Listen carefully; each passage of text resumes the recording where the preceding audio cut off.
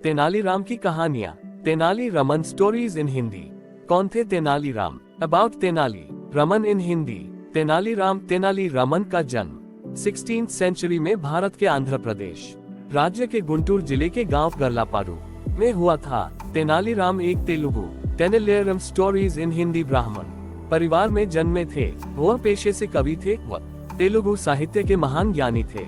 अपने वाक चातुर्य के कारण वह काफी प्रख्यात थे और उन्हें विकट कवि के उपनाम से संबोधित किया जाता था। तेनालीराम के पिता गरलापति रामैया तेनाली गांव के रामलिंगेश्वरा स्वामी मंदिर के पुजारी हुआ करते थे।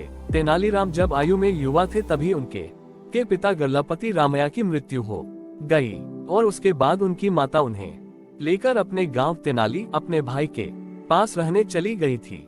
तेनालीराम शिव भक्त भी थे, इसलिए उन्हें तेनाली रामलिंगा के नाम से भी पुकारा जाता था। इतिहासकारों के मुताबिक कुछ समय के बाद उन्होंने वैष्णव धर्म अपना लिया था।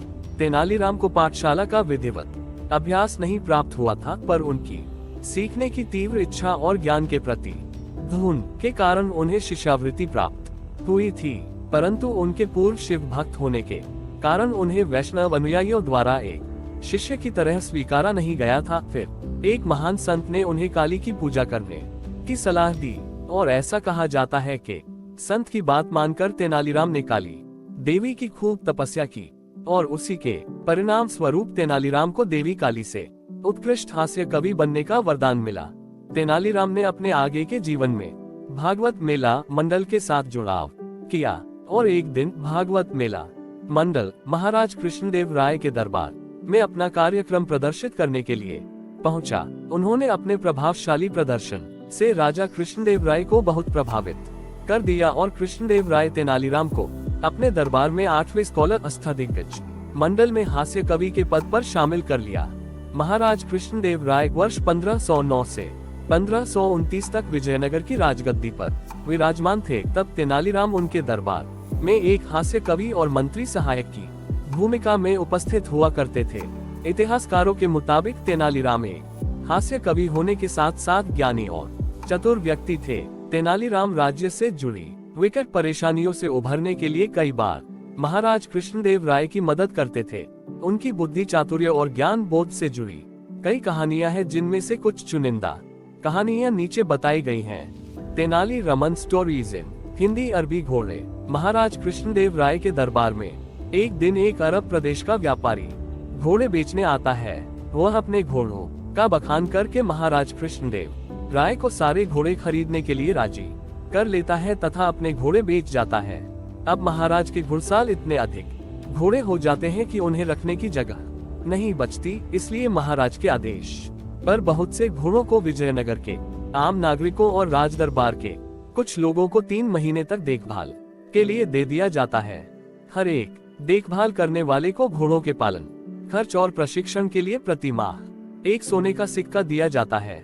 विजयनगर के सभी नागरिकों की तरह चतुर तेनालीराम को भी एक घोड़ा दिया गया। तेनालीराम ने घोड़े को घर ले जाकर घर के पिछवाड़े एक छोटी सी घुड़साल बनाकर बांध दिया और घुड़साल की नन्ही खिड़की से उसे हर रोज थोड़ी मात्रा में चारा खिलाने लगे। बाकी लोग भी महाराज कृष्णदेव राय की सौंपी गई जिम्मेदारी को निभाने लगे। महाराज नाराज ना हो जाए और उन पर क्रोधित हो कोई दंड न दे दे, इस भय से सभी लोग अपना पेट काट काट कर भी घोड़े को उत्तम चारा खरीद कर खिलाने लगे। ऐसा करते करते 3 महीने बीत जाते हैं। तय दिन सारे नागरिक घोड़ों को लेकर महाराज कृष्णदेव राय के समक्ष इकट्ठा हो जाते हैं, पर तेनालीराम खाली हाथ आते हैं। राजगुरु तेनालीराम के घोड़ा ना लाने की वजह पूछते हैं। तेनालीराम उत्तर में कहते हैं कि घोड़ा काफी बिगड़ और खतरनाक हो चुका है और वह खुद उस घोड़े के समीप नहीं जाना चाहते हैं। राजगुरु महाराज कृष्णदेव राय को कहते हैं कि तेनालीराम झूठ बोल रहे हैं।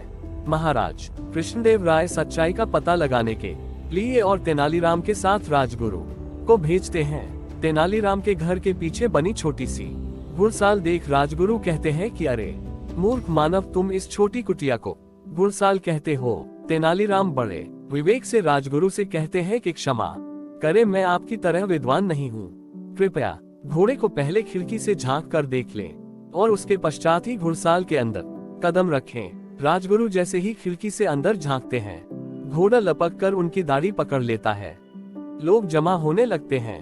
काफी मशक्कत करने के बाद भी भूखा घोड़ा राजगुरु की दाढ़ी नहीं छोड़ता है। अंततः कुटिया तोड़ कर तेज हथियार से राजगुरु की दाढ़ी काट कर उन्हें घोड़े के चंगुल से छुड़ाया जाता है। परेशान राजगुरु और चतुर तेनालीराम भूखे घोड़े को लेकर राजा के पास पहुंचते हैं। घोड़े की दुबली पतली हालत देखकर महाराज कृष्णदेव राय तेनालीराम से इसका कारण पूछते हैं। तेनालीराम कहते हैं कि मैं घोड़े को प्रतिदिन थोड़ा सा चारा ही देता था, जिस तरह आपकी गरीब प्रजा थोड़ा भोजन करके गुजारा करती है, और आवश्यकता से कम सुविधा मिलने के कारण घोड़ा और व्यथित और बिगड़ेल होता गया। ठीक वैसे ही जैसे कि आपकी प्रजा परिवार पालन की जिम्मेदारी के अतिरिक्त घोड़ों को संभालने के बोझ से त्रस्त हुई। राजा का कर्तव्य प्रजा की रक्षा करना होता है, उन पर अधिक बोझ डालना नहीं। आपके दिए हुए घोड़े पालने के कार्य आदेश से घोड़े तो बलवान हो गए, पर आप की प्रजा दुर्बल हो गई है।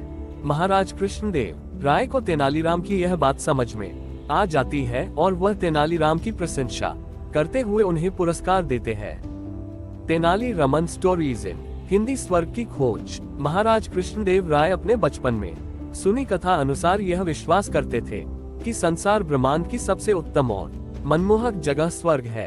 एक दिन अचानक महाराज को स्वर्ग देखने की इच्छा उत्पन्न होती है, इसलिए दरबार में उपस्थित मंत्रियों से पूछते हैं, बताइए स्वर्ग कहाँ है।